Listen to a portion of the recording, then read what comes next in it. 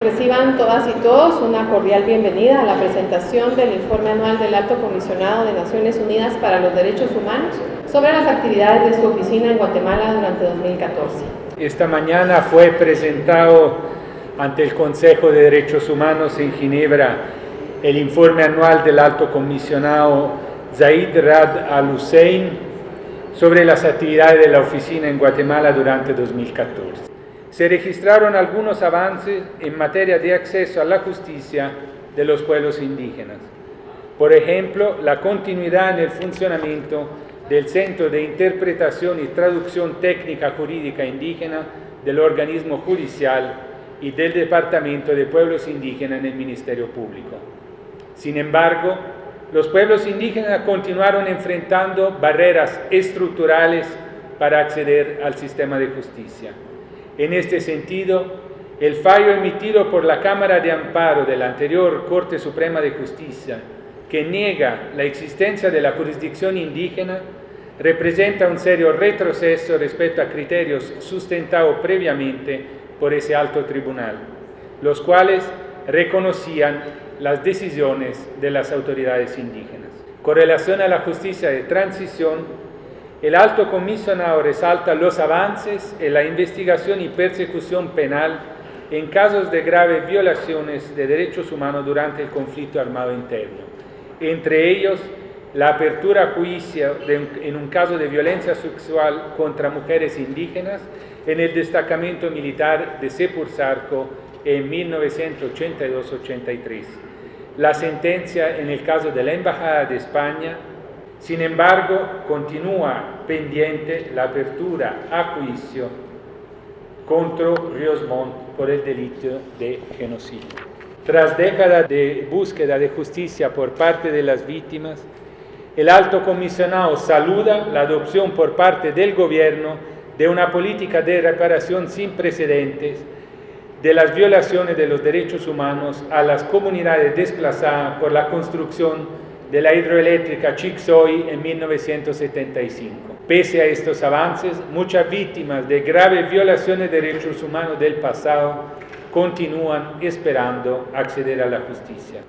Según UDEFEGUA, hubo una disminución de asesinatos de defensoras y defensores respecto a 2013, registrándose 7 durante 2014. No obstante, aumentaron los ataques, muchos de los cuales siguen en la impunidad, particularmente contra defensoras mujeres, defensores de derecho a la tierra y de los derechos de los pueblos indígenas, así como periodistas.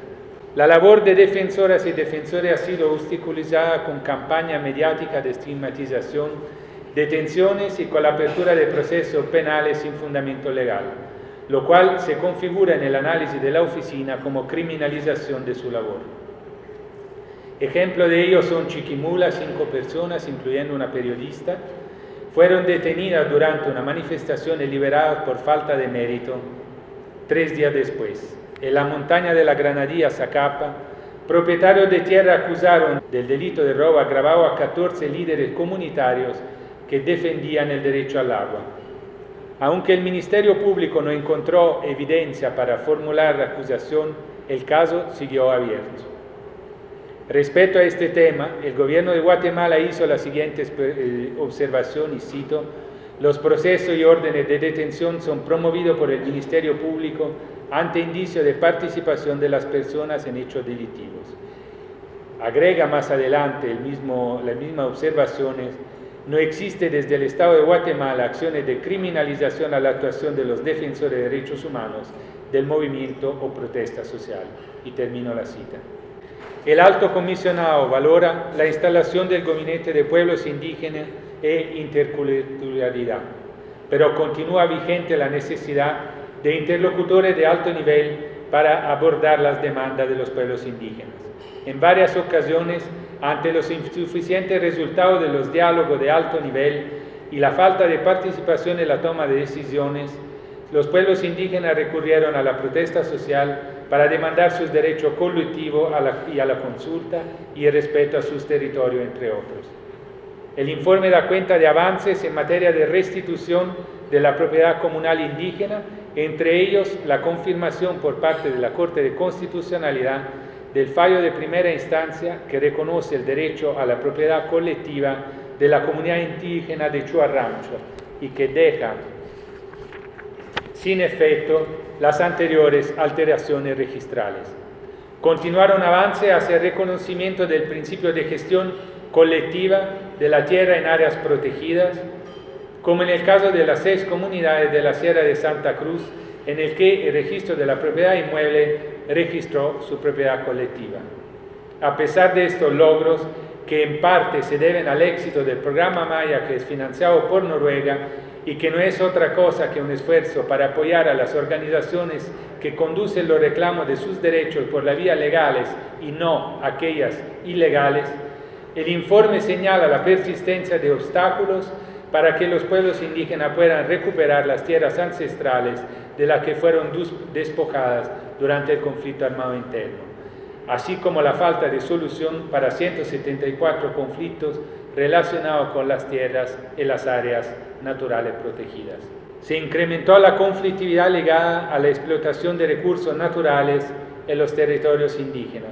Una de las principales fuentes de tensión entre comunidades indígenas, autoridades del Estado y empresas sigue siendo la falta de consulta en torno a la construcción de proyectos hidroeléctricos, así como el respeto a la propiedad colectiva de la tierra. Ante la falta de intervención por parte del Estado, algunas empresas iniciaron contactos directos con las comunidades, lo que en muchos casos generó división intercomunitaria. En otros casos, sin embargo, el diálogo entre las empresas y las comunidades fue positivo. Quisiera hacer una precisión sobre el concepto de territorio indígena, sobre el cual también hay una divergencia de interpretación con el Estado de Guatemala. En efecto, un comentario del gobierno al informe indica que, y cito, en Guatemala no existe jurídicamente el reconocimiento de los territorios indígenas, solamente se reconoce el territorio guatemalteco. Termino la cita. A este respecto, tanto el Convenio 169 de la OIT como la Declaración de Naciones Unidas sobre los Derechos de los Pueblos Indígenas, que Guatemala ha ratificado y firmado respectivamente, utilizan el término tierra y territorios indígenas bajo la lógica de que esto cubre la totalidad de las regiones que los pueblos indígenas tradicionalmente han poseído, ocupado y utilizado. A la luz de su derecho a la libre determinación, definen libremente su condición política y persiguen libremente su desarrollo económico, social y cultural. Sin embargo, cabe resaltar que el alcance y aplicación de estos principios y derechos no confiere a un Estado, pueblo, grupo o persona derecho alguno a realizar actos encaminados a quebrantar o menoscabar total o parcialmente la integridad territorial o la unidad política de Estados soberanos